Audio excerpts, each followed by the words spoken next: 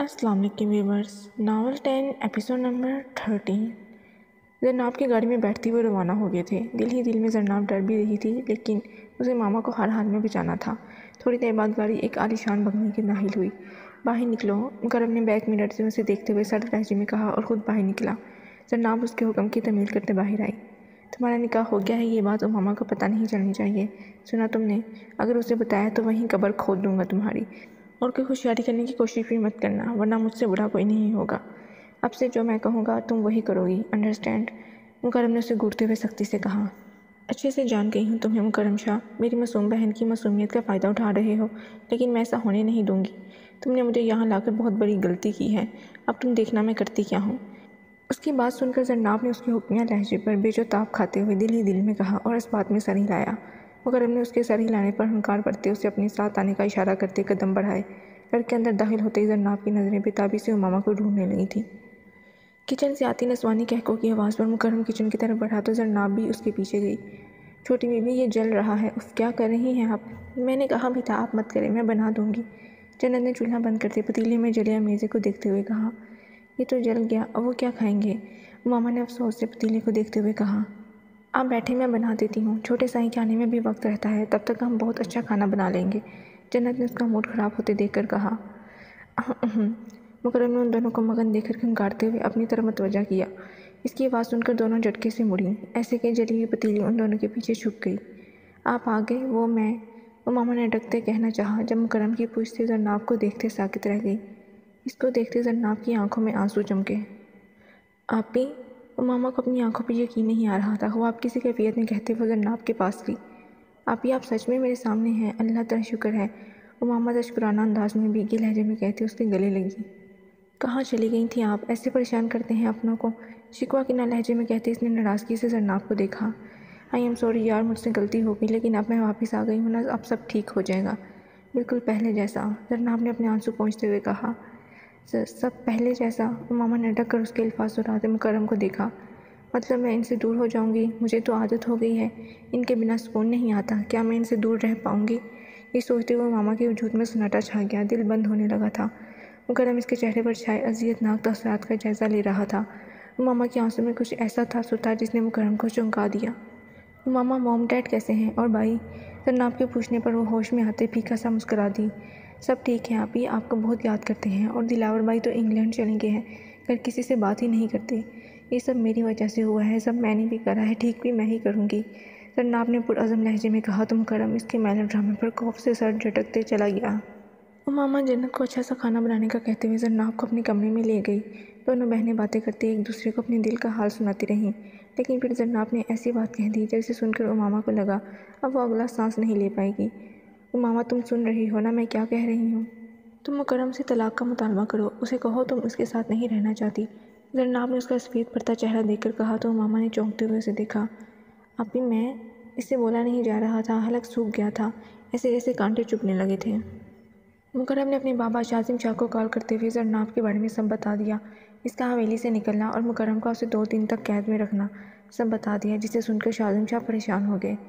ہمیں تم سے یہ امید نہیں تھی شاہ، اگر تمہیں امامہ پسند تھی تو ہمیں بتاتے، ہم کوئی نہ کوئی رستہ نکال لیتے، لیکن یہ غلط حرکت کی ہے تم نے، شاذم نے غصے سے کہا۔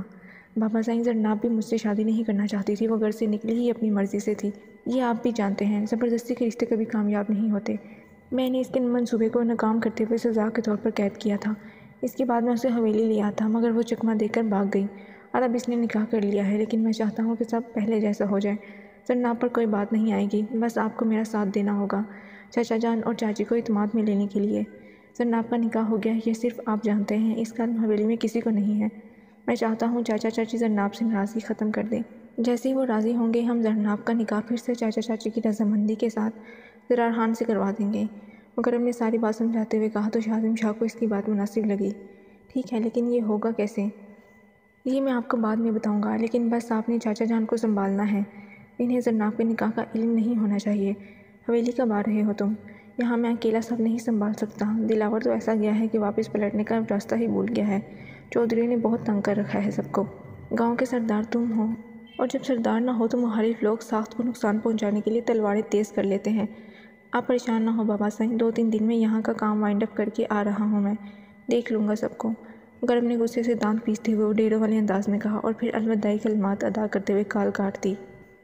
رات کو مکرم واپس آیا تو گھر میں سناٹا چھایا ہوا تھا۔ خالی لاؤنج کو دیکھتے ہوئے وہ سیڑھیوں کی طرف بڑھا۔ اپنے کمرے میں داخل ہوتے وہ چونکا۔ کچھ تھا جو مسنگ تھا اور وہ تھا امامہ کا وجود، جو کہ کمرے میں نہیں تھی۔ مکرم نے واش روم اور ڈریسنگ روم کے دروازے کی طرف دیکھا جو کھلے ہوئے تھے۔ ٹیرس کا دروازہ اندر سے بند تھا، وہاں بھی وہ نہیں تھی۔ وہ جو تھکا ہوا تھا اس کی غیر موجودگی پر کر کر رہ گیا۔ آنکھیں سرخ انگارہ ہو رہی تھیں، سر درد سے پھٹ رہا تھا اور اس حال میں اس سے طلب تھی تو صرف اس لاپرواہ لڑکی کی۔ ہونٹ پیچتے ہوئے وہ الٹے قدموں باہر نکلا۔ اب اس کا رخ گیسٹ روم کی طرف تھا۔ کمرے میں داخل ہوتے اس کی نظر سامنے بیڈ پر پڑی جہاں امامہ اور زرناب دونوں سو رہی تھیں۔ گہرا سانس بھرتے ہوئے بیڈ کی طرف بڑھا، بلینکٹ ہٹاتے امامہ کو باہوں میں اٹھاتے باہر نکل گیا۔ امامہ جو زرناب کے کہنے پر اس کے ساتھ آ گئی تھی، زرناب کے سوتے ہی بے چینی سے کروٹیں بدلتی رہی۔ اللہ اللہ کر کے اسے نیند آئی تھی۔ تھوڑی دیر بعد اسے اپنا وجود ہوا میں معلق محسوس ہوا۔ نیند کے خمار سے آنکھیں کھلیں تو نظر مکرم کی گردن سے ہوتے ہوئے چہرے پر پڑی۔ اسے اپنا خواب سمجھتے امامہ نے مسکراتے اس کی گردن کے گرد اپنی مخملی نازک ہاتھوں کا ہاتھ باندھتے اس کے سینے پر سر رکھا۔ اس کی اس حرکت پر مکرم چونکا۔ اس کی نیند میں ڈوبے معصوم چہرے پر مسکراہٹ دیکھتے اسے غصہ آیا۔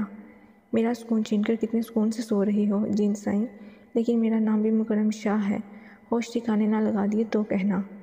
مکرم نے اس کا گلابی بے داغ چہرہ دیکھتے ہوئے کہا اور شدت سے اسے خود میں بھینچا۔ امامہ سٹ پٹا کر رہ گئی۔ نیند سے بیدار ہوتے اس کی نظر مکرم کے سنجیدہ چہرے پر پڑی۔ وہ جسے خواب سمجھ رہی تھی حقیقت میں دیکھ کر بونچ کر رہ گئی۔ شاہ آپ! خود کو اس کی باہوں میں دبکا دیکھ کر امامہ کا چہرہ سرخ ہوا۔ اس کے کلون کی بینی بینی مہک امامہ کو اپنی سانسوں میں اترتی محسوس ہوئی۔ وہ بے یقینی کی کیفیت میں مکرم کو دیکھ رہی تھی۔ اسے امید نہیں تھی کہ وہ اسے زرناب کے کمرے سے اٹھا لائے گا۔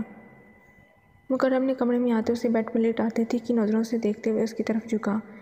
اس کی اجازت سے تم اس کمرے میں سوئی؟ سرخ انگارہ آنکھوں سے اسے دیکھتے ہوئے اسپاٹ لہجے میں پوچھتے وہ امامہ کا سانس خشک کر گیا۔ وہ زرناب آپی! امامہ نے اس کی بڑی سرخ آنکھیں دیکھ کر حلق کو تڑ کرتے ہوئے لرزتے کہنا چاہا جب مکرم نے اس کے ہونٹوں پر انگشت شہادت رکھی۔ مجھے زرناب نامہ سننے میں کوئی دلچسپی نہیں ہے۔ میری ایک بات کان کھول کر سن لو، آج کے بعد تم میری موجودگی میں کمرے سے باہر نہیں جاؤ گی اور نہ ہی کسی کے ساتھ بیڈ شیئر کرو گی سوائے میرے۔ سمجھ آئی تمہیں؟ گمبھیر لہجے میں کہتے ہوئے مکرم نے اس کی لرزتی پلکوں پر ہونٹ رکھتے اپنے جلتے دل کو سکون بخشا۔ جی امامہ، جس نے آج سے پہلے اسے اتنے غصے میں نہیں دیکھا تھا، سہمی نظروں سے اسے دیکھتے ہوئے مناتے ہوئے کہا۔ اس کی شدت بڑے لمس پر امامہ کے وجود میں برقی سی دوڑ گئی۔ ایک طرف زرناب تھی جس نے اسے طلاق ہونے تک مکرم سے دور رہنے کا کہہ دیا تھا، دوسری طرف مکرم اور اس کا ضدی دل تھا جو خود بھی دور جانے پر آمادہ نہیں تھا۔ امامہ پھنس کر رہ گئی تھی۔ مکرم کے لائے ہوئے بلڈ ریڈ کلر کے پیروں تک چھوتے فراق میں ملبوس لائٹ سا میک اپ کیے وہ تیار ہو گئی تھی۔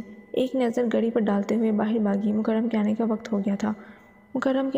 ہو گیا تھا اور وہ شاندار انداز میں اس کا استقبال کرنا چاہتی تھی۔ ہونٹوں پر شرم کی مسکان سجائے تھوڑی نروس سی وہ داخلی دروازے کی طرف بڑھی، تب ہی دروازہ کھلا اور مکرم شان سے چلتا اندر آیا۔ اس کو دیکھ کر امامہ کے آگے بڑھتے قدم رکے۔ وہ ساکت سی مکرم کی پشت پر کھڑے وجود کو دیکھ رہی تھی۔ یہ کون ہے شاہ؟ مکرم کی کاٹدار طنزیہ نگاہیں خود پر جمی دیکھ کر امامہ نے اٹکتے ہوئے پوچھا تو مکرم نے مڑتے ہوئے اپنے پیچھے کے لباس میں ملبوس لڑکی کو ہاتھ پکڑتے اپنے مقابل کیا اور مسکراتے امامہ کو دیکھا۔